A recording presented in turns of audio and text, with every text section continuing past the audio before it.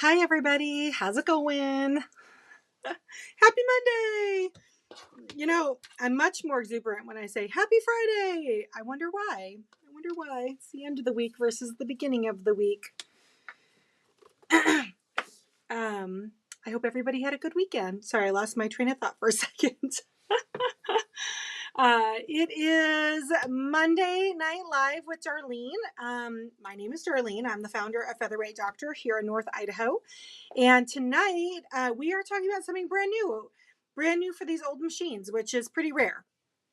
I just had a machine come in. We have had tons of machines in for service the last week or so, and one of which kind of piqued my curiosity. And I was wondering if you guys maybe thought this is interesting as I did. So we're going to talk about 3 areas on the featherweight that are uncommon places for thread to hide, but it can impede the movement of the machine. And you definitely want to make sure that every mechanism on the machine is free and clear and rolling the way it should. So we're going to talk about that. Let me pull up my feeds. I'm going to say hi to a few friends, and then we are going to get started. So I did nothing exciting this weekend at all. On Sunday, I worked on Saturday, and then Sunday, Andy and I went up to a really cool antique store up north, close to the Canadian border, and had a really good time up there. And then I cleaned the house a little bit, made one of my favorite soups from my friend Sarah, who is a phenomenal cook, gave me this recipe, and it's called sauerkraut soup. And so I made sauerkraut soup, and we had it for lunch today. It was amazing. Oh, did you guys see my block? Y'all, we got to talk about this block because I was ready to pull my hair out tonight. Let's see. Let me go to YouTube. I see them up on Facebook real quick. Let me go to YouTube. This. So did you guys have fun with Ray on Friday? She was like on fire. She was being extra. That's all I can say. We got in the car afterwards, and I'm like, what in the world got into you? She goes, what? I'm like, really? All right. Hi, Julie Campbell. Hi, Cindy Matthews. Hi, Kat. Hi, Minnie. Hi, Rhonda in North Dakota. Pam's on from Maine. Oh, hi, Molly down in Spokane. Glad to see you. Kim Warren's on. Margaret is on. Hello from Brooksville, Kentucky. It's been a long time. Yes, it has. I've missed you. Thanks for saying hi. Megan Swan is on from Oregon. Let's see. Molly says, I love the block behind you. I have the yellow kitty fabric, and that's the only Tula fabric I own. Wait, what? How do you only own one Tula fabric? This is just one of the lines of fabric that I have. So this is that checkmate quilt that I started cutting out on Friday night. What a pain in the neck. And I don't mean the neck, if I'm being honest. This is a 26-inch block. This is one block of 9 and big fat borders or sashings in between too. And yeah, there are so SEW many pieces in here. But I got one block done, and I thought I would show you guys. I may or may not have had to use my seam ripper about 3 or 4 times in one block. All right, let's see. Linda's on from Tennessee. Sharon's on from Branson, Missouri. Hi, Sharon. Nancy's on from Lake Stevens. Debbie is on from Lake Stevens. Nope, Debbie's on from Kentucky. Karen's on from Ohio. Cindy and Jen are on. Hi, Jen. Beth's on from Minnesota, just getting home from working at Quilt Haven on Main, the most fun quilt shop in Minnesota. I bet you are correct. I'm not gonna say for sure because I haven't been there yet, but I bet it is the most fun quilt shop in Minnesota. Pauline is on. Bernadette is on. Hi, Bernadette. Odie, hello. Kathy is on from East Texas, and Sandy Reese is on. You like your apron? So you guys know Sandy Reese in New Hampshire. Her son Jim regularly gets on here like a creeper and throws his mom under the bus about how she doesn't take care of her featherweights. So Jim ordered her one of our fancy aprons for Christmas and said maybe my mom will take better care of her machines if she has this fancy apron. I'm like, Jim Reese, hello, Miss Jade McDonald. Don't be a creeper. I'll block you if you start getting weird. All right, let's see here. Amy's on from Iowa. Char's on from Australia. Hi, sweet pea. All right, let's get into this. Let me flippy. I want to flippy the camera. Okay, so like I said, this machine came in over the weekend, and man, there were globs and globs and globs of thread, and it was in the three most unsuspecting places. So yes, Molly Smith, Jim Reese is a nice son, other than the fact he likes to throw his mother under the bus. So let's talk about this. If a machine ever comes through my service department, these areas are thoroughly checked for thread, but it isn't, I'd say, one of the normal areas that you would look. And in fact, this particular client had said that her machine, this machine that she had brought in, had been serviced by a modern machine technician, and yet I did not see a lot of evidence of that, if I'm being fully transparent. So let me talk about the tools that I have out on my desk in front of me.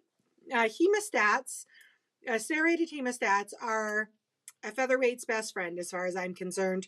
There are other tools that make any job easier, but this one is really one that knows its job and does it really, really well. Hi, Kathy in SoCal.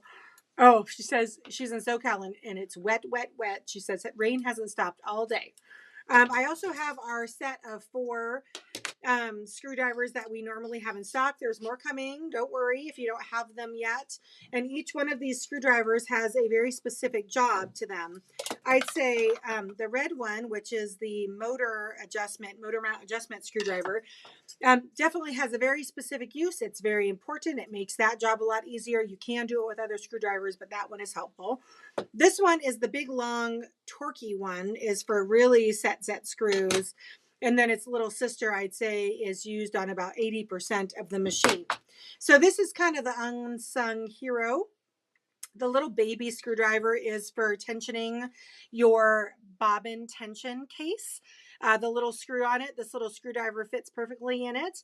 It also is about, I'm about to show you another very, very useful purpose for it. Hello, Marilyn Ray. Thanks for saying hi. Hi, Polly in UK. So I'm going to try to show you guys. So here is, on this end of the machine is the motor pulley. And if you notice on here, there is a flat side of the motor pulley. What we're going to do is we're going to pull this pulley off, because this, behind the motor pulley up against the motor base, is a very, not common, but I would say I find a lot of thread back there. And if anything that kind of impedes the spinning of the pulley is something that puts additional load on the motor. So you really don't want any thread trapped behind here. There was a whole glob on the lady's machine this weekend. So let me do this. I'm going to put this up on my thing like that. Now this screwdriver is perfect for this job. On the flat side of the pulley, there is a little baby screwdriver, or little baby screw. But before I do that, just so you guys know, another thing I have on hand is a rag, just in case, and my favorite Milwaukee pen light that is perfect for looking into your featherweight and being able to see in the dark crevices that you can't normally see. So I am going to loosen this motor on the motor mount with my red screwdriver, so that way I have a little play. I want the belt, I'm not going to take the belt off, but I want it to be loose so I can actually really get in there. And what I'm going to do is I'm going to just unseat this screw. Now be careful with your fingers, gals, because this pulley obviously spins, and I have put this into my finger before, this screwdriver, because it's one of those parts that you really want to, I might have to really torque on this. Actually, I'm going to stand up and do it for like this. There we go. Okay, I've just loosened it. Again, I'm just checking for thread back here. So I'm going to pull this off, theoretically. There it comes. And you can see it's flat. This is another really common mistake with this. Oh, look, there is thread. There's thread underneath the belt. It was in the groove right here. So let me grab that out.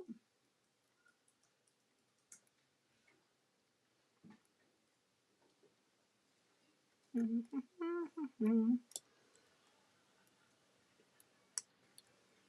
anybody else thinking about dinner yet? I'm starting to think about dinner. Look at that big hunk of thread back there.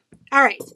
The other thing that I sometimes see from technicians that aren't accustomed to working with these machines is that the flat part of the pulley here is actually the inside. So the belt track rolls against the motor, not like this.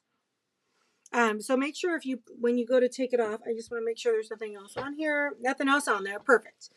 The other thing I'm going to want to make sure is that the set screw, which is what I undid with the little screwdriver right here, is going to go up against that flat part of the shaft. All right, so I'm going to make sure that I have my belt in the groove. I'm going to make sure that I can see the flat part of the shaft like that. If you don't quite seat this right, by the way, don't really torque it into the motor because it also will impede the movement. Mm-hmm. While you're in this angle, talk about what you saw today with the motor cap. With that machine that came in, how it was lifted up. Oh, yeah. Thank you, Ray. So while I'm at thanks, Sweet Pea. While I'm at this angle, I have to tell you, I saw something weird. How does thread get in there? Kathy, it gets in there from, I use a thread stand like this for my things. And sometimes, apparently, thread must get caught in here from when I'm running my thread over to the machine. That's the only thing I could think about. Beth says she's eating Mexican lasagna. Yes, please. That sounds amazing. So I saw today there was a lady in here with like it was definitely like a mid to late 50s featherweight. And this part right here, which is the motor cap, it's a plastic motor cap. It covers up the carbon brush that hangs out in the motor port, making contact with the coils. Y'all, it was sticking up like a half of an inch, and you could actually like press it down and up, down and up, and it was still making contact because even when it was still in the up, the whole shaft, for lack of a better word, was sticking up and it was still running. So that's really interesting. I need to talk to my motor tech because I've never seen one that is poking up about a half of an inch off the top of the port. Molly says, Eek, I better check my Foster machine. She's probably got cat hair right there. Let's see. Polly says, on every featherweight I own, and 201 has come with a thread tangle around the motor pulley from previous owners not using a thread stand. Right. The Polly also says the Bakelite motor pulleys are super brittle, so be careful. Thankfully, you don't have to worry about metal pulleys like the one Darlene is showing. Right. That's the one we sell as a replacement because the plastic ones over decades and seasons will definitely crack and disintegrate. So we only sell the metal replacement ones. Okay, so that's done. So I'm going to retension this down, my belt down. Okay. Common area number 2, let me tippy this up here, is behind this silver hand knob. I was shocked to not only find thread in the motor pulley, but also behind the silver hand knob. When we pulled it out, it had gotten wrapped. We took the silver hand, unseated the screw, pulled the silver hand knob off and the wheel, and there was thread all wrapped up in here like someone had gotten it, tangled up in here from the thread pin. So that's area number 2. The next area where, oh my gosh, I just drew it. Okay.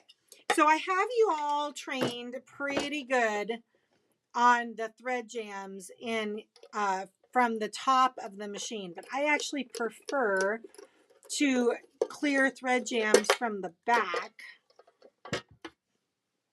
of the machine, and typically I find that they are in the up against the silver behind the very back of the of the bobbin assembly. But this time with this one machine, it was actually wrapped up in the bearings back here.